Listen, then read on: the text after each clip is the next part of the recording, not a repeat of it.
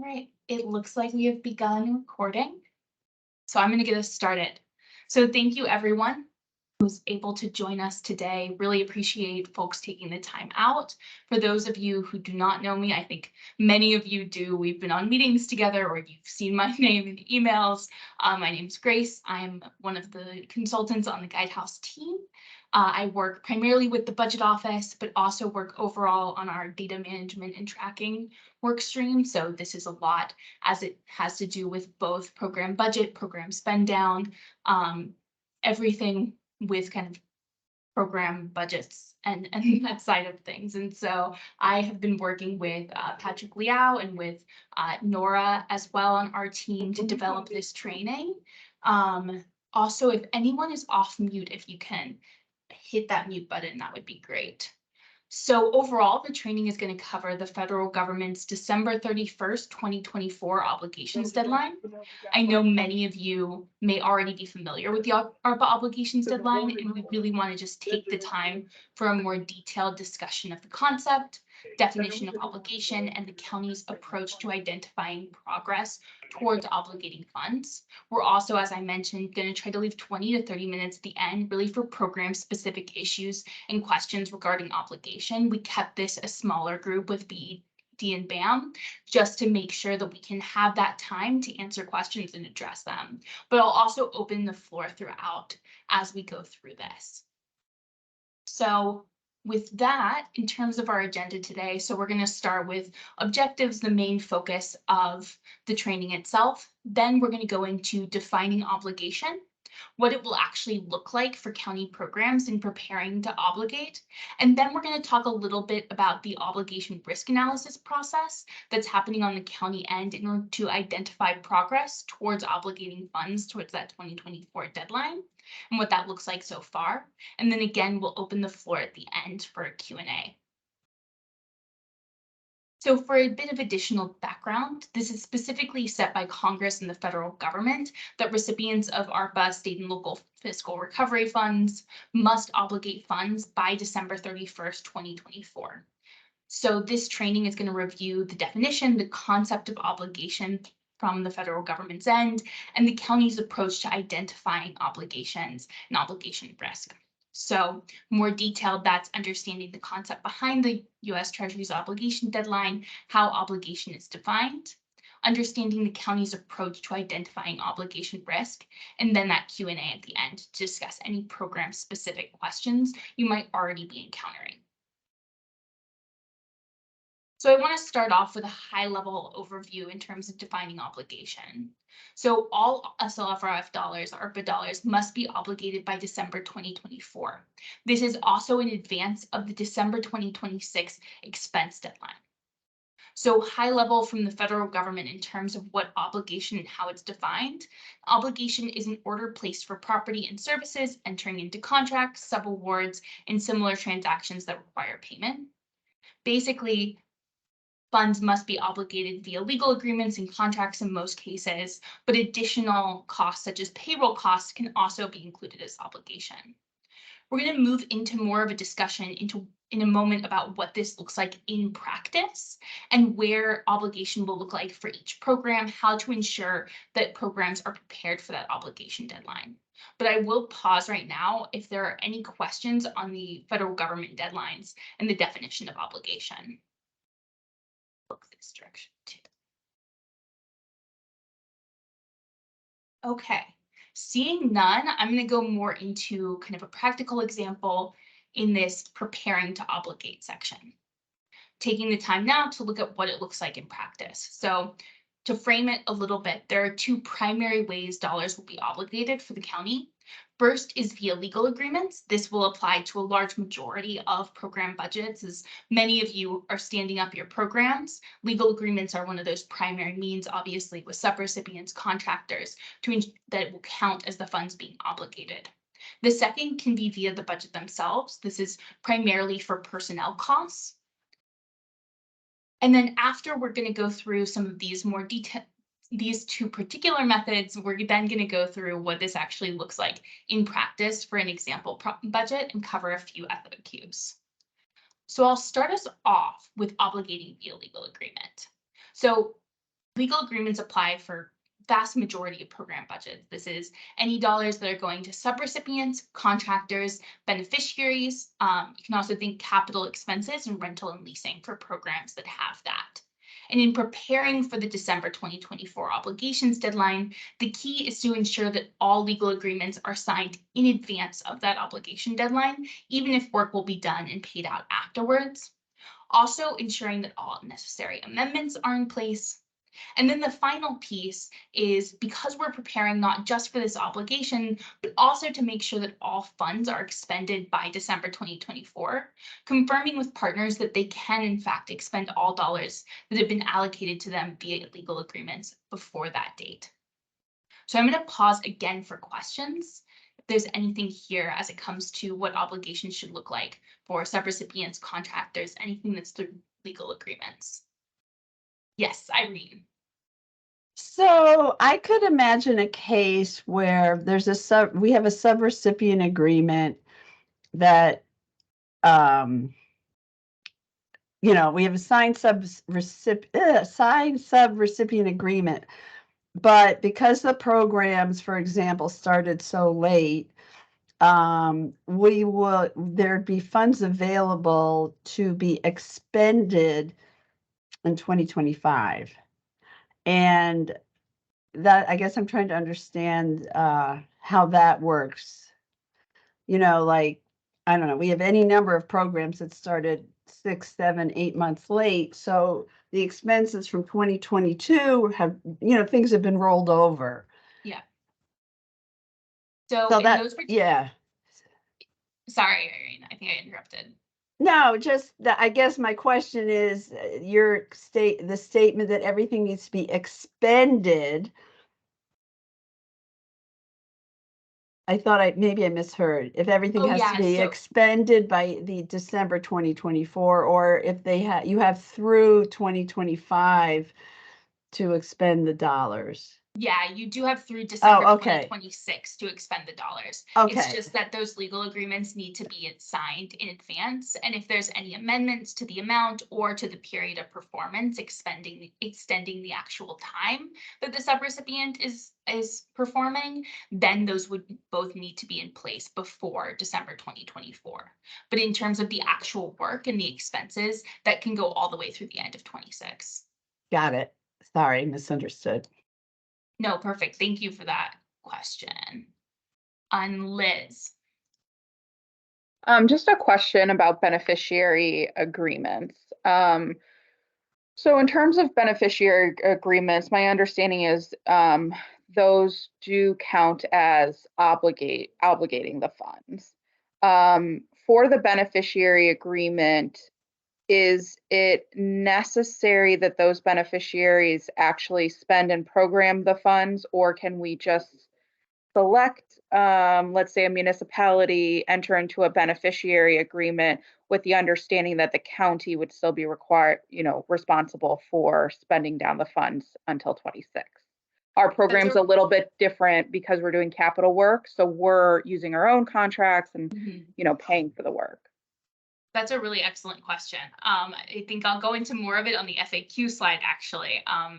But so thank you for preparing with that question. So beneficiaries do not have to comply with that obligations deadline. So as long as those agreements or memorandum of understanding are in place with the beneficiaries ahead of the obligation deadline, then that is considered obligated. So in other words, they do still have until that through there. They do not have to fall under the obligation deadline.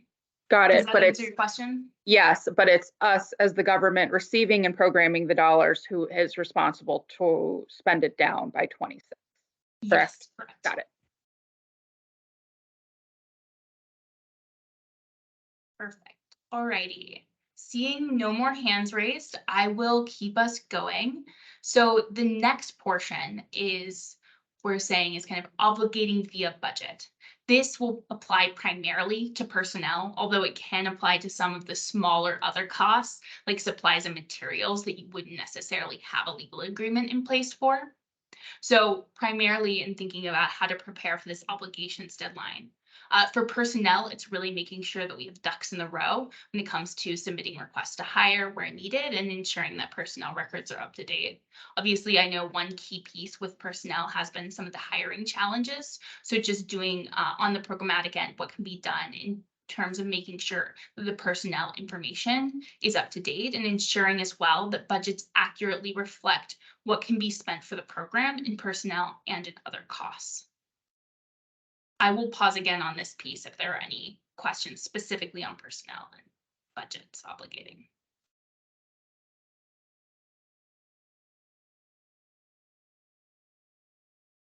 So seeing none, I'm going to move into an example so that we can look at more of obligation on a holistic programmatic level. I wanted to take a sample budget template and show what it would look like for this entire budget to be considered prepared and ready to be obligated by that December 24 deadline. So the first piece is personnel costs. In this particular example, we have one full-time hire that's been hired through the end of 2026. The position is filled, so we can consider that position ready and that personnel budget ready to be obligated. The next piece is a contractual service budget. So in this particular example, there's been $220,000 budgeted for consultants that's already been allocated via a legal agreement. The program also confirmed with the consultant that they will be able to spend down the full amount. In supplies and materials, there's about $1,000 budgeted, and there's intentions and plans to spend that entire supply budget. The next piece is rental and leasing. So in this case, there's an $80,000 total budget, and again, a legal agreement in place for rental that will cover that total budget. And then the final portion of the budget here is $2.5 million budgeted for sub-recipients that's been allocated via legal agreement. And again, just as with the contractor, confirming with the subrecipient that they will be able to spend down the full amount. So this is just an example of what it would look like to ensure that a full budget is obligated and what it looks like on each of those line item pieces. One thing that you can imagine is maybe initially the subrecipient only had $2 million allocated. There's a $2.5 million total. You'll want to make sure to amend that legal agreement in advance to ensure that that additional $500,000 is included. So that's one piece to make sure to be looking out for when it comes to preparing for the obligations deadline there. I will pause again for questions on this example here. I have a quick question. This is Bill Keys with Facilities. If Okay, go ahead. if an employee that is not a new hire, already worked at the county, performed construction work, skilled trades work, is that able to be reimbursed through the ARPA payments? So typically that's the programs have already budgeted those positions through. So we've seen it where there are some existing positions that are budgeted, even if it's like partial work. So 20% of their time spent on ARPA. If it's not included in the budget, then you would need to go back and make request changes to your budget to include that personnel there. Okay, thank you. And Amma, I see your hand. Hi, I have a question about the supplies and materials. Yes. So I understand most of the expense type has some sort of legal agreement on supplies and materials. Is there any like a threshold, like how much you can budget for this expense type? That's Like, can you budget like 100,000, 200, whatever, like? Yeah, And there is a threshold. That's a great question. Let me make sure to get that exact number back for you. I don't know it off the top of my head. Okay. Normally, when we're talking about the supplies and materials budgets, they really are just $1,000 or $2,000 for something like office supplies. Because the moment when it becomes a higher expense, like something for capital expenses, then that is something you would have a legal agreement in place for.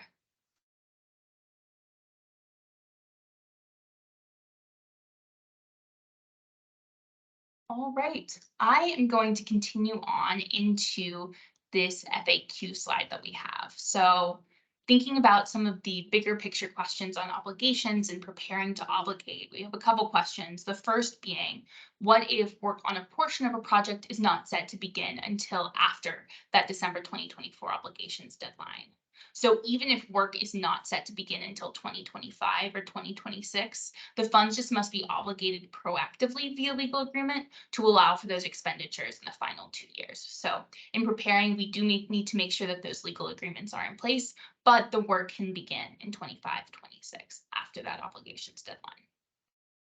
The other big question here is, what does the obligations deadline mean for subrecipients, contractors, and beneficiaries of programs? So this already came up for beneficiaries, but when we're thinking about it, subrecipients primarily of the county as downstream federal recipients are responsible for obligating funds ahead of the 2024 obligations deadlines. Contractors and beneficiaries are not subject to the obligation deadline. All dollars just must be expended ahead of that 26 deadline for contractors. For more detail on subrecipients, and going back to that, the subrecipients, just like with the county, must just make sure that the legal agreements are signed with their partners in advance of the 2024 obligation deadline and ensure that dollars are obligated. We will have some additional materials probably in about a month or so, share with departments on additional guidance for subrecipients preparing for the obligations deadline. This ultimately will depend on the subrecipients' practices and how obligation looks for them versus what we're doing here, which is specifically what the county's practices will look like to obligate funds. I will pause again for questions on this. Yes, Don. No, thanks, Grace. I mean, this may come out in the later guidance around subrecipients, but I guess the fact that subrecipients also have to obligate and like by meaning execute agreements seems like an extra hurdle, so to speak, or you know, and I'm wondering, like, I suppose in general, like, is that really clearly required by Treasury that subrecipients also have to obligate? And also just wondering about like how that constrains you or just removes flexibility. Like, what if you had to add more funding to a subrecipient or a subrecipient's partner later on? Like, are you not allowed to like increase funding amounts after December of 2024? Like, how do things like that work?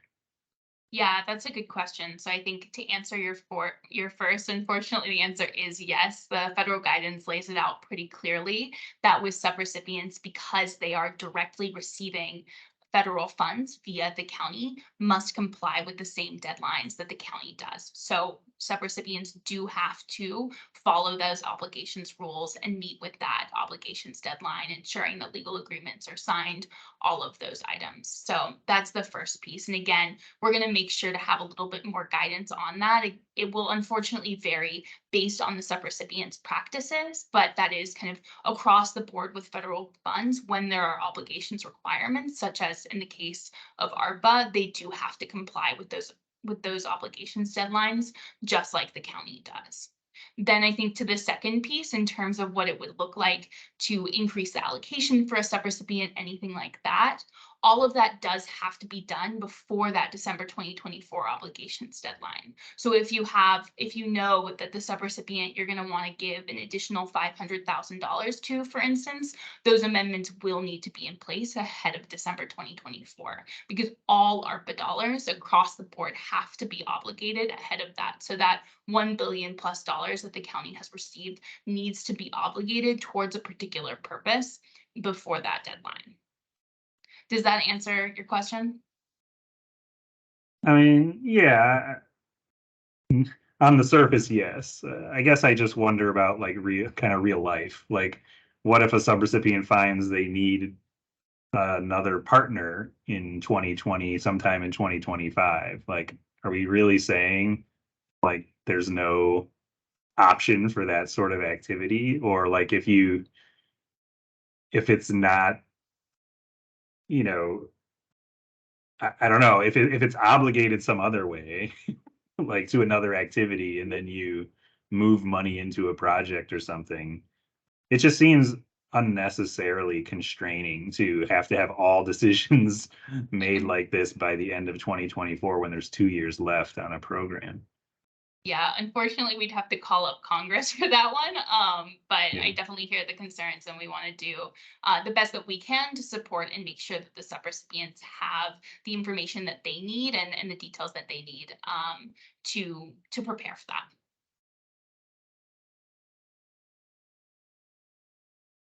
Thank you for that question. I am going to now move into a little bit more about the county's process around assessing for what we're saying is obligation risk, but really just ensuring that funds are obligated ahead of the deadline and assessing program progress towards this. So this has been something that we've been working with the county in order to understand, let me go back. In order to understand progress towards obligation and then also longer term progress towards program spend down. And so we want to take a little bit of time to discuss the process and how departments are going to be involved every step of the way on this. So ultimately looking at it, we're starting with just some of what we're doing right now in terms of understanding obligation. The present moment as well, we're beginning to look across programs and monitor progress and spend down and progress most largely towards obligation and making sure that all programs dollars are obligated before December 2024. Then where we are right now is this department coordination. So ensuring that everyone understands obligation, risk, and the federal framework around this. The last piece isn't going to be really until late this year, 2024, in terms of contingency planning, understanding measures to make sure that the county on the whole is meeting the obligations deadline for all $1 billion+ of funds that the county has received. So I'm going to take a minute to go into this risk identification model, primarily just how we're starting to understand obligating and the program's progress towards obligating funds. So this is really a three-tiered approach where we continue throughout to track spend down across the board, across programs. But the first tier is analyzing all programs using what was the April Treasury report data. So we took what has currently been obligated. I'll note right now that is in the eyes of the Treasury what we have communicated as obligated is what's been signed via legal agreements. Further down the line, that will include those personnel costs and other items as we get closer to the deadline, and taking that relative to what is budgeted for the program overall. We also had the department liaisons assist in looking at these programs and identifying if there were any question marks. For any programs that were identified in that first tier, we're going to move into this second tier of a more detailed spend down analysis, looking at what's been obligated via legal agreement, what % of the budget has been obligated so far, and looking at hiring, what portion of the budget has filled personnel or unfilled personnel. In many cases, those delays that we might see are warranted. It'll go back to being ongoing tracking of spend down. If any flags arise during that third tier, there'll be this more descriptive risk analysis that will really rely on information from department liaisons and of course from program leads in order to understand where there might be delays in funds getting obligated. And as larger structural issues arise, that's kind of BOF and departments communicating on risk and long-term mitigation options for departments. I'll just note on timeline of this is really happening right now. So this month and the next, in terms of starting to look at programs' progress towards obligations that we can prepare for a year and a half from now when funds need to be fully obligated. So I do want to show that timeline for a second, as I noted here in terms of the identifying risk and monitoring progress that's going on through June, while at the same time, we're starting to all work together to talk more about what obligation looks like in the Treasury and the federal government's eyes, what we need to do to prepare for that. And then more into this summer will be after this identification of obligations of what's been obligated has been completed, after that analysis is completed, then continuing to socialize and discuss across the board risks and where there might be room for change, if there needs to be any changes in terms of obligating. And then it won't be until 2024 where we're really beginning to finalize the documentation and identifying any areas where there might be red zones or issues. I will pause for questions on this process. Grace, a quick question. Just Yes. confirming that the the analysis, the T1R programs analyzed, that's being conducted by like the COTS team or Yes. Guidehouse? That's Okay, correct. so that's ongoing and you guys are analyzing both our sub-recipients and then the subs under our subs? So the focus is actually on obligation for the programs on the whole. And so it will include what's been obligated to subrecipients via legal agreements, but it will also include some of those additional budget items such as personnel, if there's any capital expenses, anything like that. So it's focused specifically on the county's obligations in that case, not on the subrecipient level. Okay. I have a follow-up question. I'm sorry. So do we have to have, okay, so if so with some of the programs, we have sub-awardees, right? So do they have to, does our subrecipient have to have agreement with sub-awardees by 2024? Yes, so subrecipients will need to, just like the county, have those legal agreements in place before the December 24 obligations deadline. That was a little bit of what Don was asking about as well, and we will make sure to have a little more guidance within the next month or so to help support subrecipients, but it will largely, what obligation looks like to them, be based on their practices within their organization. Thank you.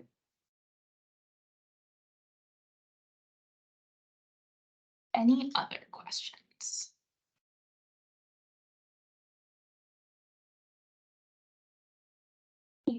Okay, so I am now going to open it up to just a final Q&A. Really want to take the time now to discuss any questions on obligation, but also to start to open the floor if there's any more additional program specific questions that we can start to discuss, things that it's like, okay, maybe this wasn't covered, or how would it look like in this particular case?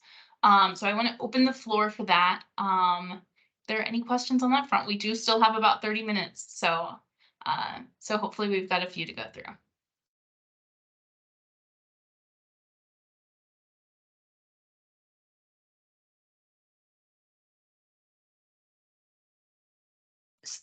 Yes, Irene.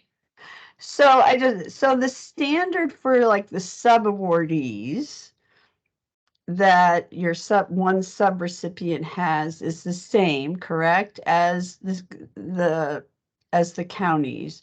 So if the subrecipient has agreements with their sub-awardees through that cover 2025, and those agreements are signed, then that's what all you need. Is that correct? I mean, So like the sub-awardee, we have a lot of sub-awardees among our programs. And so those agreements, number one, are really the responsibility of the subrecipient and their partners. So how do we monitor? What is the expectation in terms of monitoring the agreements of that the subrecipient generates with its subawardees? Like some of them I know really well, but for example, the Chicago Cook Workforce Partnership or the Forest Preserves, they have a lengthy RFP process that they do every 2 years. And I don't know what those terms are. And anyway, so there's that kind of question. I mean, that's my question. Because that's how they select their subawardees. yeah, great question. So for those subrecipients who have additional subawardees, I'm seeing Nora come on camera, and I will let her speak to this question a little bit more as well as it's been coming up. I think the kind of quick answer to this is that subrecipients who have their own subawardees must have those legal agreements signed with their subawardees ahead of December 2024. Nora, do you have anything more to add there? Yeah, that's right. And I also came on camera to discuss Alma's question earlier this session on supplies and materials. But whenever we at the county set up subawards, it's almost like passing down the federal funding baton. And so just as the county has specific requirements to meet for federal compliance, which are very many requirements, subrecipients would have those as well. So for example, if the county is subject to certain procurement requirements, so are our subrecipients. Same thing for those deadlines. And so what it looks like for monitoring, and that's a wonderful segue, Irene, I think, into how to action some of this downstream, is to make sure that subrecipients understand that the requirements that Cook County faces are also their own requirements, including, for example, setting up contracts. Now, I definitely recognize that 2 years is a long time. I think that's one of the most relevant concerns that was brought up to the Treasury at many conferences this year, wherever they have a public, session. And typically, the periods are not so long. So we are waiting for more guidance from the Treasury on that front, but what we do know is what obligation means per uniform guidance and the fact that we're subject to reporting it at the county level. So for monitoring, typically your monthly or quarterly monitoring meetings or whatever cadence makes sense based on risk, I would raise those items. Like, are you aware of the obligation deadline? Do you have, lengthier procurement processes? Are you getting ahead of that deadline? If you feel like a subrecipient does have some obstacles in meeting this, that would present a challenge capacity-wise for them to produce the programming that they're, contracted for. So I do think monitoring is going to be the best tool communication-wise to keep those lines open with the downstream subrecipients. But, just like Cook County, it's the same federal funding baton. Let me know if that's helpful.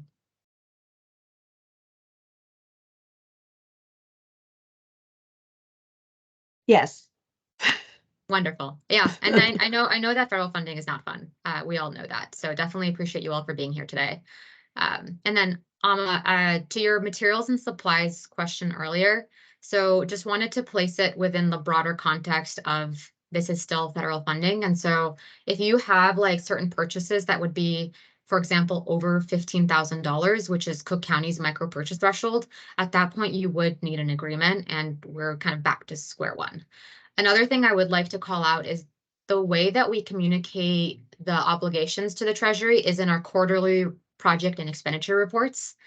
And so in those quarterly reports, you place exactly where the obligations are going. And so if you have materials and supplies that are not really based on legal agreements, we would call those direct expenses.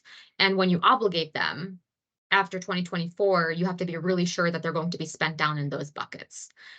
So I would say, for those non-agreement buckets, that we'll definitely need to be working on curating the most accurate budgets and projecting those non-traditional obligations so that when it comes time to spend down those non-traditional obligations, it's very accurate. And that includes payroll and whatnot, and definitely look to Grace and the DBMS team to support on, the upcoming budget cycle so that the budgets as they are currently written are the most accurate for those obligations.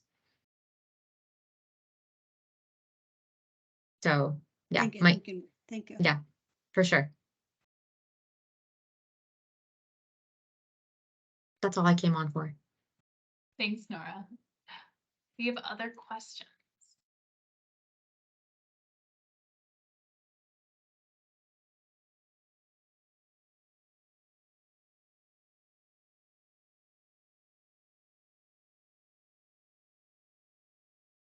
Grace, I have one other kind of situation I'm thinking about. Like if you have a subrecipient who's doing like many small projects with contractors, for example, that may take place over the next several years, does that fall into this definition of like you couldn't if it's I guess an agreement with a contractor, and I don't know if that's the distinction for a subrecipient, like if they're engaging contractors to do work, and they will be doing that many times over the course of the next several years. That's not prohibited by this obligation deadline we've been talking about.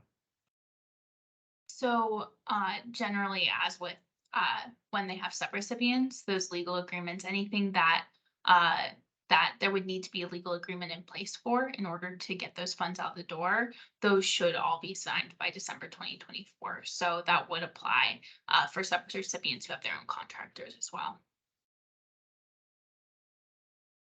If it's a vendor, is it the same?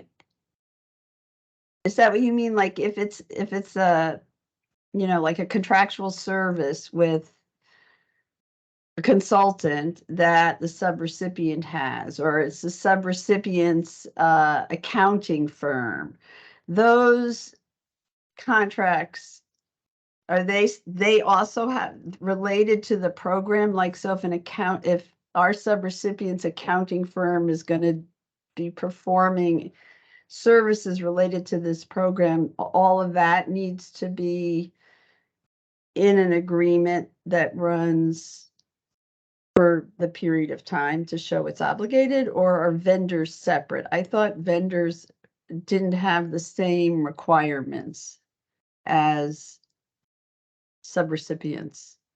Yeah, so the vendors of the subrecipient will need to have, there will need to be a contract in place with them for the dollars to be considered obligated from the subrecipient. That being said, the vendor themselves doesn't need to obligate funds towards a specific purpose. So even if that accounting firm, for instance, has another contractor that they work with, they don't have to have that agreement in place or proof of that in order for it to be, because they don't have to match with that obligations deadline, but the subrecipient does need to have their agreement in place with the accounting firm.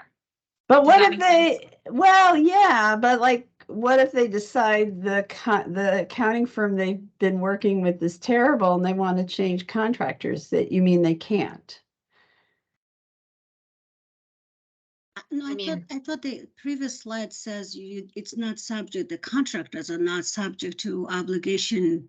But can you go back to that? That's what I thought I saw, Yeah. but then the conversation seemed to take a different direction. So that was what confused me, because Yeah. vendor contractors, if they're not a sub-awardee, but they're actually a contractual service that the subrecipient enters into, contractors are not subject to the obligation deadline, but all dollars must be expended ahead of the 2026 expense deadline. So that would mean, like, if you don't like your accountant after the work they do in 2024, you could hire somebody else for 2025, assuming you go through a fair procurement process. So this is, and thanks Grace for bringing up this slide. This is who the obligation of the federal funding belongs to, not who the agreements fall onto. So just to clarify, if Cook County and its subrecipients want to contract with an accounting firm, they would need to put in those legal agreements by 2024. Let's say you are said accounting firm and you've signed this document. If you have an agreement in place, you yourself don't have to put together agreements downstream of that, because at that point, you're just providing a service. You're not carrying out federal funding, programming, or activities. You are just a vendor. But Yeah, go ahead.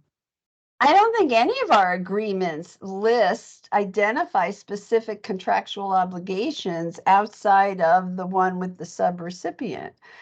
We don't identify, in fact, we don't list every contractual service that the subrecipient utilizes.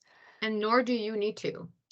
So we have to we have to just be careful of like where the task belongs. So Cook County has set up the agreements with its subrecipients, let's say for a program.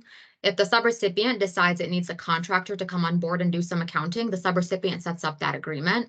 But the onus will always be on either Cook County or its subrecipients to set up the legal agreements by 2024. The contractor then would need to do what's in the terms of their contract, which should also include spending it by 2026.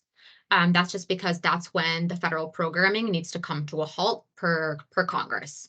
Now, if a contractor does a really bad job at accounting and they need to be switched out, and a new obligation needs to be put in place, that there is no guidance from Treasury on how to go about that. So we have to act pretty conservatively and just say, choose wisely, because we don't know if switches are allowed at this point. I know, yeah, go ahead. I mean, we don't monitor, and this, we've been going back and forth. We do not monitor particularly our subawardee, our subrecipients' contractual relationships with their contractual services.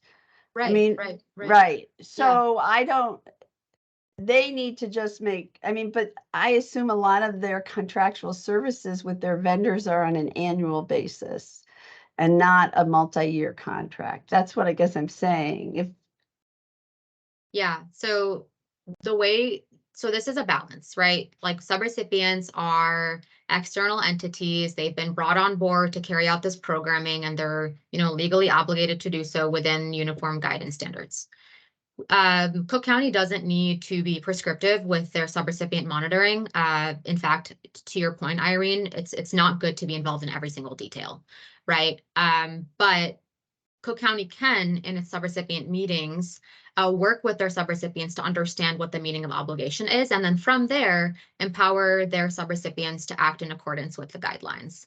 So for the monitoring meetings, I would say that based on the risk level of the subrecipient, it will differ. But when we think about who the obligation deadline belongs to, it's going to be Cook County and its subrecipients. And monitoring meetings are a good way to get a sense of whether or not subrecipients understand that requirement, so that when it comes time to carry out programming, nothing is delayed beyond those 2 deadlines that were called out in the statutes. So, Well, yeah. Sorry, I know we talked about this a little bit, but this is still confusing. Can I share my screen? And I remember we kind of put together some like a workflow and figure out. Can you we need to really clearly understand what needs to be obligated, because we have a lot of relationship, there's a subrecipient, then we have a subawardee, then we have a contractor, vendor, and a direct beneficiary, right? And then we also have this first layer is the Cook County. Can you guys see my screen? Yeah, we can see your screen. And Amma, I might ask you to take this particular visual to a smaller group, just because we are recording this session, if that's okay. Does that sound okay to you? Oh yeah, sure. I mean, that's fine. We just need to have a little bit clear guidance, because it is a little bit confusing. Okay, yeah. So I think, and I'm sorry about my cat, but I'm thinking about the different levels that you just screen shared, and at the Cook County level, you can certainly obligate to subrecipients or contractors or beneficiaries, definitely. Yes. Absolutely. And then for beneficiaries, there are going to be different ways that you are doing programming. So I'm looking at a few programs that are in this meeting room here, and some of them have pretty large dollar amounts, like $50,000 plus. There has been a legal agreement that was created by County Legal called the Beneficiary Grant Agreement, and that is a wonderful way to obligate those dollars in advance. And so at that point, when those, let's say, municipalities in Cook County are considered beneficiaries, you sign that and they're considered an obligation. The threshold that is for beneficiary grant agreements at Cook County is currently at $15,000. That's something that County Legal is working on. So anything above $15,000 would be something that you can obligate through that letter. And anything that's less, there are other ways to obligate it, including putting it in your PMO budgets. So that's the beneficiary bucket. Now let's talk about the subrecipient bucket. So anything that you are working with with a subaward should be in a subrecipient agreement. We have a template for that, and all of that would need to be signed by 2024. And then the last bucket is contractors. And then based on the micro purchase threshold, you'll know at what point or not to have an agreement. And the micro purchase threshold of Cook County is $15,000. So we can think of all obligation really in two buckets: agreement or not agreement. And so for agreement-based obligations, all of that will need to be configured by December 31st, 2024. We know that for sure from uniform guidance. And then anything that is not a traditional obligation, so materials and supplies, it depends. And so if it's a material and supply that doesn't require an agreement, you can just write it into your budget with DBMS, and we will do the documentation to make sure that counts as an obligation. If it's something that is, for example, payroll or personnel, I would say very much the same thing. So making sure that we've really projected out the number of personnel, their salaries, their fringe to be accurately displayed in the PMO budgets. And that way we can obligate them in advance and make sure people can get paid in 2025, 2026. So, depending on the obligation, I would just say signature or not signature. There will be a different way to make sure it's accounted for. The signatures for sure at Cook County level and at subrecipient level need to be signed by 2024. Does that help?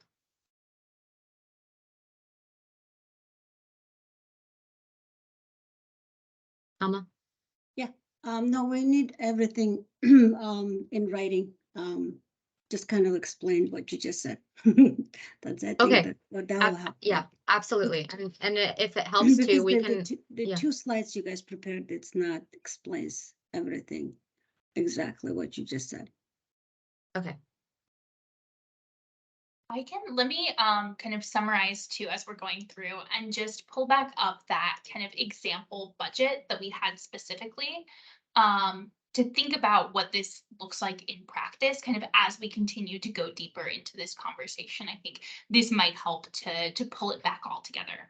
So there are a few costs on here: personnel costs and supplies and materials that will just need to be obligated via the budget. So the supplies and materials in this case, because it's $1,000, it's below that $15,000 micro purchase threshold. So those can be done through the budget template itself. The other obligations then are contractual services, rental and leasing, and the subrecipient in this particular case. For all 3 of these, legal agreements need to be in place between Cook County and the contractor, the rental service, and the subrecipient for all of these cases. In the case of the subrecipient specifically, that's when we're seeing additional monitoring activities. So for the subrecipient themselves, they'll also need to make sure that if they have a budget that looks like this, if they have personnel, if they have contractual services, they'll also need to make sure that those dollars are obligated in advance. The contractual services, the contractor and vendor, that we don't need to worry about. They don't fall under that obligation deadline, but the subrecipient themselves does. So I think that was part of the kind of flow that we'll have to remember, which is that this is specific for the Cook County programs and what obligation looks like. And then there's the second piece here, which is what it looks like for the subrecipient themselves. Hoping that helps. I think it'd be helpful if you did 2 budgets, one that showed the county subrecipient budget and then a subrecipient budget, and what the expectations are around the things within all the contractual services that each subrecipient has. I just think something about this just seems off. I mean, just like we don't monitor the contractual services. I mean, we monitor, but we don't review every invoice that a vendor, we don't review the accounting invoice that our subrecipient has. They pay it. The whole I thought approach of having a subrecipient is we are delegating some of our responsibility to them, and they in turn have to manage their contracts. But I'm not sure about, I don't know, I just, this level of having to monitor or having them check all these contracts, you know, they have different terms for various consultants that they work with. We'll make sure to have that more material to you guys in about a month or so to cover all that. One of the pieces that we're considering, I think there's two here. One is the obligations deadline with ARPA is not unique, but it's not, you don't see it with everything when it comes to federal grants or with other programs. And so that's one of the big pieces, right, is that we are coming in place with this deadline that's been specifically set by Congress for obligating funds, which poses a unique challenge in making sure that those contracts are in place in advance. So I think that's one piece. The second piece is that there is a degree of nuance in terms of what that looks like. The definition of obligation is reliant as well on the entity's practices themselves. So Cook County will have the specific approach that we've laid out to making sure that dollars are obligated, whereas subrecipients will be reliant not only on things like legal agreements, which are more set out, but also what their practices look like on the whole. But we will definitely make sure to have more information for you all because we hear the concern here. It's super important to make sure we have this. And I'm glad that we're having this conversation a year and a half in advance so that we can ensure that everyone is prepared for December 24. I see one hand raised as well. That's me. So just one last question about subrecipients and their obligation requirement. So we have a subrecipient, but they are performing essentially contractual services for our program. So most of their costs are related to their personnel that are providing these services. Is the budget that they've provided in their subrecipient agreement enough to show how they have obligated their funds? That's a really great question. I'm gonna delay it a little bit in my answer because we're really gonna work more too with our kind of compliance expertise to get the best answer that we can for some of these pieces. I think, as I keep saying now, a lot of it is dependent on the organization itself's practices. So for Cook County, the budget template will serve as that obligation. But if that's not in line with the organization, the subrecipient's practices, then that may not work as an approach.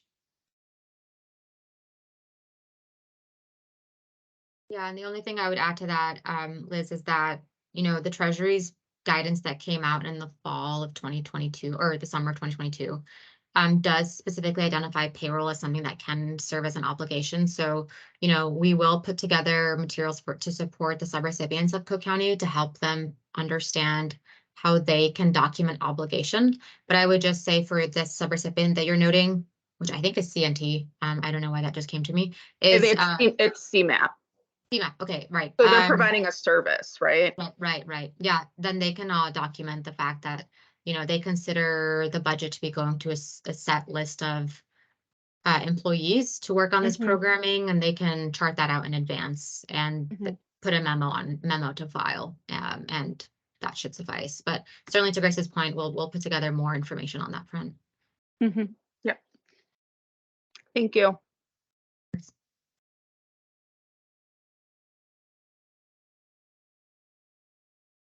We have time for one more question. There's a quick one.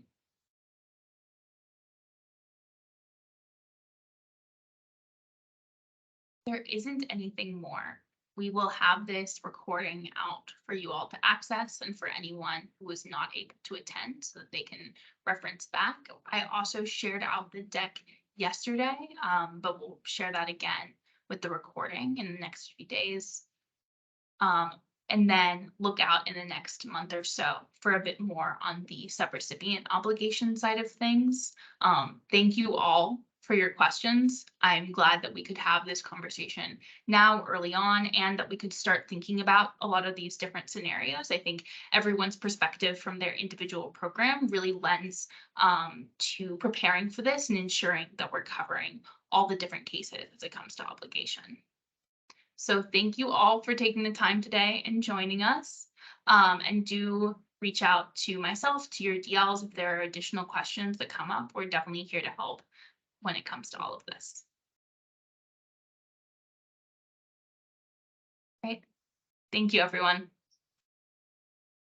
So. Thanks, guys.